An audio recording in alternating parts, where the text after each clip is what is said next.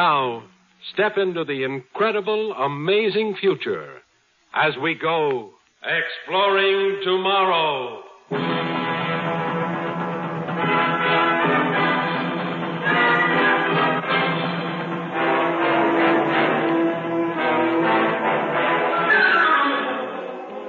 And now, here is your guide to these adventures of the mind, John Campbell, Jr. Hate and love are really quite close to each other. Usually, hate stems from a misunderstanding of something which, properly understood, would make love. One of the concepts that many people don't see, miss, just get all wrong, is the fact that there is superiority and there is inferiority.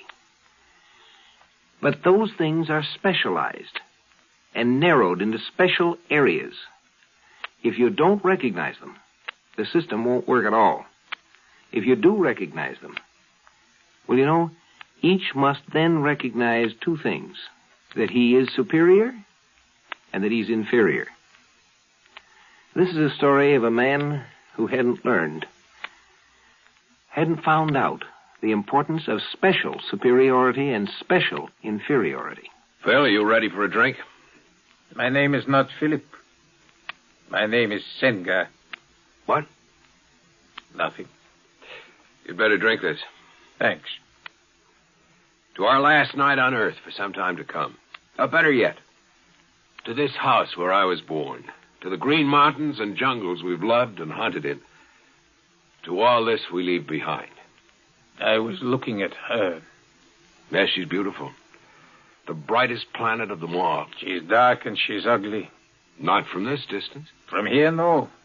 But she's ugly. The ancients didn't think so when they named her Venus. They never got there. No. But you did. You've been there. So will you. Tomorrow you'll be on your way. We both will. Sen, you've never talked much about the place. I told you it's hot. Very hot. Animals? A great many. But I saw only a few. You mostly only hear them. Once I wanted to go hunting. Your father said no. He couldn't forget I was Indian. You and I have hunted here, so don't talk rot. Your father never approved. All right, he picked me up in the mountains here when I was 4 years old. He brought me to this house. Now I am 32 with 28 years of education and civilization behind me, but I am still Indian. All right, Guido. Tell me I have a complex. No. But ever since you came back from Venus, you've had a chip on your shoulder. Now, come on, fella. You and I grew up like brothers. There's no difference between us. Isn't there? And you're a first-rate space pilot, as good as my father was. As good as you, too? Just as good. After all, you brought the ship back to Earth alone. Oh, almost alone, anyway. You had my father's body with you. He was a great man, Sen. The greatest space explorer of this age. Yes, he was a great man. At least it was you who shared his last minutes. You he chose to go with him on that trip. He thought quite a lot of you. It was not a matter of choice that he took me along. What do you mean by that? Nothing. I've said more than I intended. I have a right to know, Phil. Yes. When we get there, let's call it a night. We blast off at dawn. We need sleep.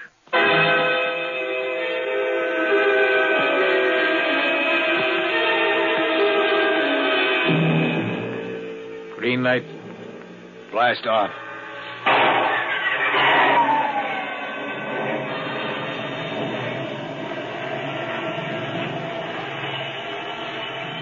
Coffee? Thanks, I can use a cup. A 250,000 miles out in space before morning coffee. Not bad, eh? Phil. Yes? My father was not the first man to land on Venus. But no one else, so far as we know, found diamonds there. No one else ever went to the right area. Besides, you use the word diamond in the plural sense. The singular would be more correct. The peak of this mountain is one solid diamond, pushed up there from the interior by volcanic action. A slab of diamond that must weigh 7,000 tons. If it's true, then diamonds back home will become absolutely worthless. Not immediately. And what happens later will not concern us. Why didn't you bring back a sample? There were many reasons. You'll understand when you get there. There's a lot you haven't told me. A great deal, yes, but it can wait. Let's play some chess.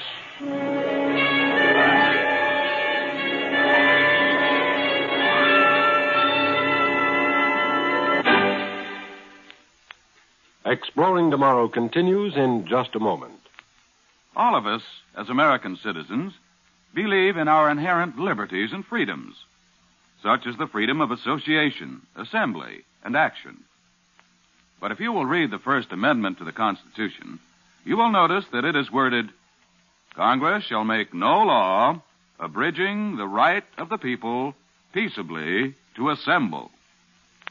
Whatever the association, assembly, or action, it must be accomplished peaceably. We are given the right to petition, for example, but that right cannot be used to bring malice upon others. We must assume the responsibility for the purposes and actions of associations and assemblies. And if we accept that responsibility, we ensure our freedom. When a kid grows up, at a certain period of life, he stops being a child, and yet he is not yet a man. He's an adolescent, somewhere in between. This is one of the most critical areas of development. This is where we have our juvenile delinquents starting, becoming what they are. The juvenile delinquent is an adolescent gone wrong and misunderstanding. An adolescent is in the problem of inferiority and superiority. He's inferior to his parents. And it's a general inferiority because the parents have greater experience, greater understanding, greater wisdom, simply by the sheer accumulation of understanding of problems they've had to solve and experience themselves.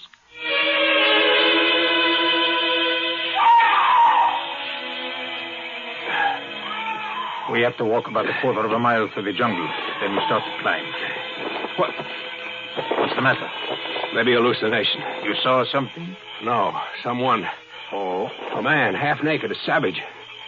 You saw him, too. Yes, I glimpsed him. There are people here. That's right. You told the newspapers you saw no sign of people. I didn't feel like telling the newspapers all I saw any more than your father did after his first trip here.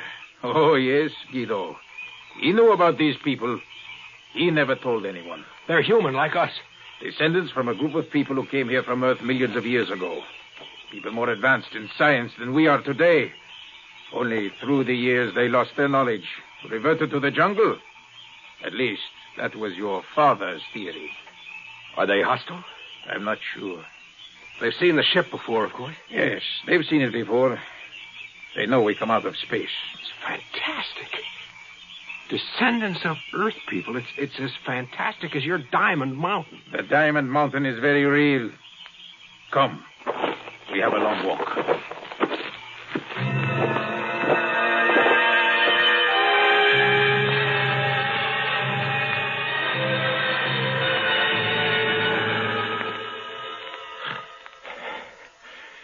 How far up are we?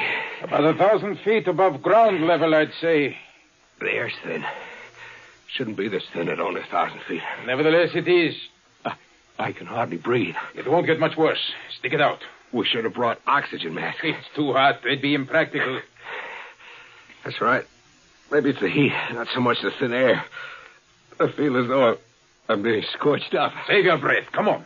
Right. Come on. Oh, we've still got to climb, that's right. I feel like I can't go much further. Try. I can't. Oh.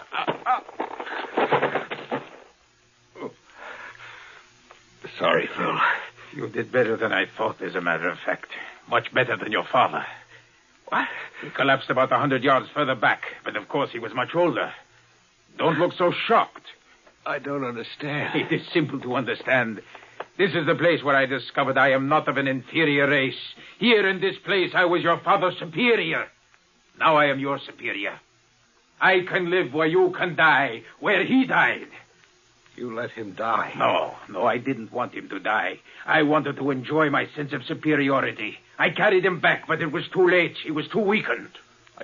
I can't think properly. But I can. Your father wanted you to come here for the diamond.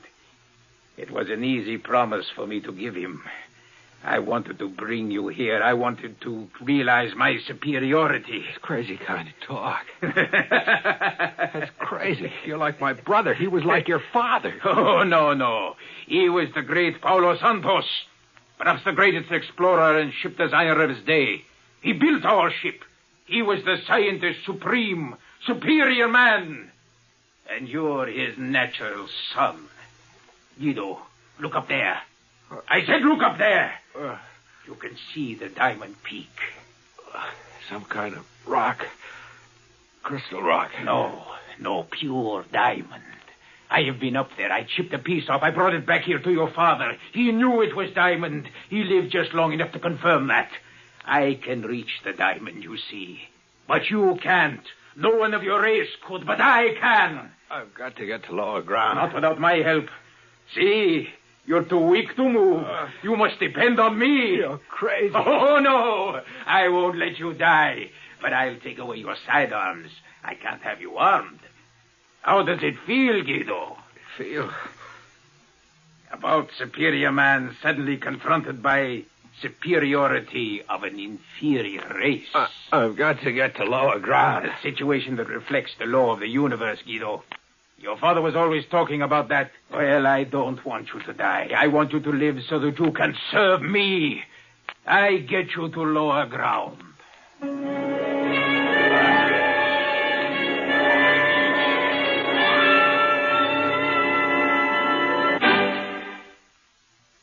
You know, hate has a very real place in life. We need it. Man is unique among the living things on this planet in that he does have hate. Man hated the wolf. He hated the cave bear. He eliminated those species that were just not tolerable. Hate has a good side. Hate has a place. The difficulty is when the hate is misplaced, when it is generalized and not specialized to the point where it belongs, to the thing that is really wrong.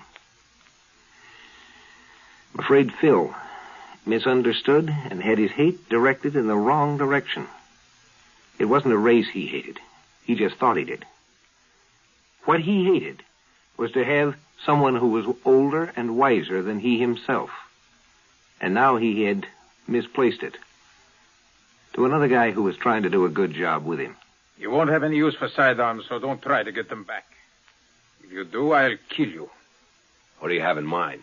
I have a plan, but I'll need to have the help of the people here. You can't reach the diamond, but I can, and so can they. Our job is to get them to carry the drilling equipment up that hill so that I can start chipping the diamond. You think they'll work for you? They're afraid of me. After your father died, they attacked, and I had to kill some of them with a blaster. That's why they don't show themselves now. It may take a little while, but I've got to make them understand that they must do what I want. Suppose you succeed. Well, when I leave here, I'll take away enough diamond to convert into enough cash that will make me just about the richest man on earth. Once I've done that... What about me? You? Won't I be an obstacle? No. You'll do away with me. Not here. I'll wait until we're out in space. Just like that? I'm afraid so. It's funny, isn't it? Oh, yes. You identify yourself with what you call an inferior race and resent the people who made you our intellectual equal. Human nature. I should feel grateful instead, eh? Is that it? You've been shown nothing but kindness. Gratitude wouldn't be out of place. If you only knew how I hated that word. I know. Some people do. It makes them squirm. They cry for help, they get it, and they hate you for it. I didn't cry for help. Yes, you were a child of 4, abandoned in the jungle. You were crying when my father found you. You'd have died or been killed by some animal. Or survived and just been a savage. Now it's coming out. Everything you and your father felt about me. I'm sorry for you, Phil. You sorry for me. I hold the reins. No, history is full of people like you. The little upstarts with a lust for power and hatred. You never last long. The law of the universe never tolerates you. Law of the universe. You sound like your father. That's nice to know, Phil. By the way, we're being watched. I know that. You'd better let me have my sidearm. Not a chance. You said these people were scared. They are. Not scared enough. That's another law of the universe and a lesson from history. People are never too scared to resist an invader. And we're invaders. They won't resist if I turn this blaster on them again. The ones you kill won't. I don't want to kill them. I want to talk to them. In what language? Sign language. What else? You can try. It may take weeks or months. Well, what happens in the meantime? We'll go back to the ship. There's open space there. Sooner or later, a few of them will approach us.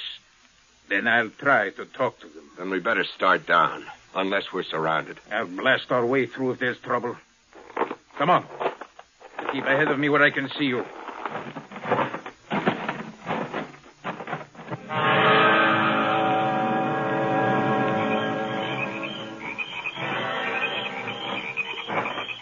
No trouble. You see? I'm sure I spotted a couple. Shadows. All right. We're about a quarter of a mile from the ship. Come on. Keep in front. Get down. A slingshot. Piece of rock. Yes, it hit this tree instead of one of us. Piece of rock. Here it is. A diamond the size of a small egg. Diamonds for ammunition. This planet must be crawling with diamonds. Keep down. Yeah. I blast them to kingdom come. I bet we're the first ones in history to be stoned with diamonds. Better pick them up. You pick them up. If I could just see what those savages are. They're not too close. We can't stay here. Come on before they close in from all sides. You may not have time to shoot in all directions. All right. We push on.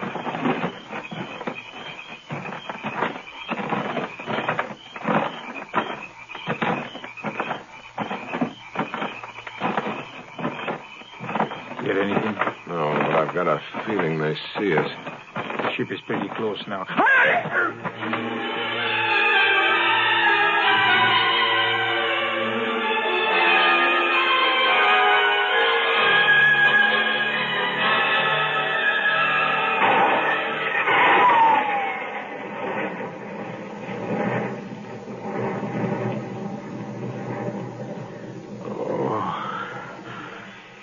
Away. I had to use a gun once. Better keep quiet. You have a nasty cut on your head. We're going back to report to the World Council. Every country in the world has a stake in this matter. The Council will decide what to do about the diamonds, not us. Why didn't you leave me there? To them. Let's say two basic laws came into conflict. The law of the universe decreed your death. You're alive only because of the basic law of civilized human nature, compassion. You've still got to learn that, Phil. Nothing will change that.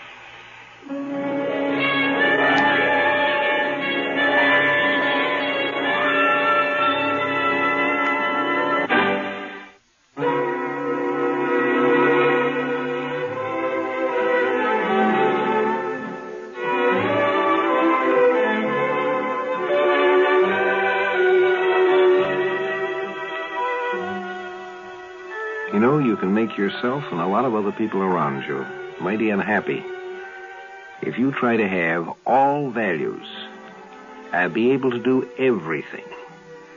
Consider yourself tops at anything around. None of us has that ability. We can't do it all. But each of us has his own special talents, his own individual abilities. And for these, every one of us is valued. And every one of us needs every other one for that special individual talent. No individual is everything. The other guy's got something you need.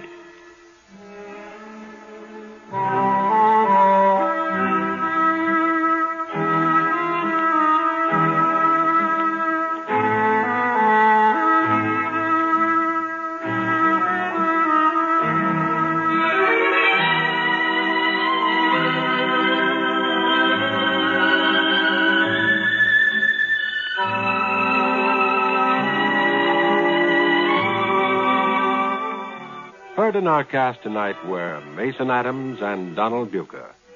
The script was by John Fleming. Produced and directed by Sanford Marshall here in New York.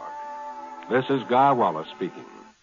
We pause now for station identification.